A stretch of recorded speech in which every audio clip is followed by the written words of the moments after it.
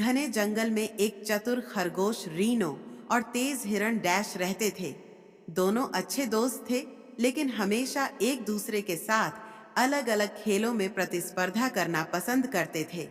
उनकी सबसे पसंदीदा चुनौती दौड़ थी, क्योंकि रीनो को अपनी चतुराई को डैश की स्वाभाविक गति के खिलाफ परखना अच्छा लगता था। एक दिन डैश उत्साहित होकर रीनो के पास आया और उसकी आंखों में चमक थी।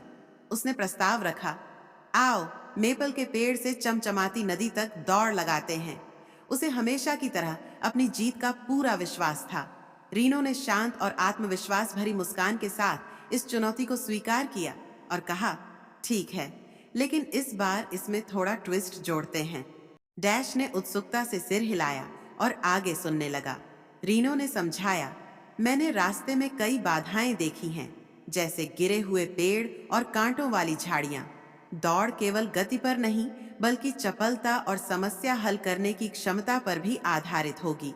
डैश ने अपनी ताकत और दृढ़ संकल्प दिखाने के लिए इन शर्तों को स्वीकार कर लिया। दौड़ शुरू हुई और हमेशा की तरह डैश असाधारण गति से आगे निकल गया। पहले बाधा पर, एक चौड़े गिरे हुए पेड़ के पास, डैश ने इसे पार करने के लिए छलांग लगाई, लेकिन उतरते समय थोड़ा उलझ गया और कुछ सेकंड गंवा दिए। पीछे से आते हुए रीनो ने अपनी चतुराई से पेड़ के चारों ओर घूमकर दूरी को कम कर लिया। जैसे जैसे दौड़ आगे बढ़ी, उन्हें कांटेदार झाड़ियों की भूल भुलैया का सामना करना पड़ा।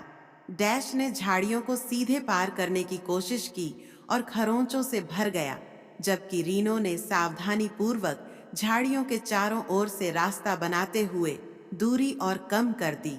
आखिरकार जब वे चमचमाती नदी के पास पहुंचे, तो डैश अभी भी थोड़ा आगे था, लेकिन उसकी सांसें फूल रही थीं।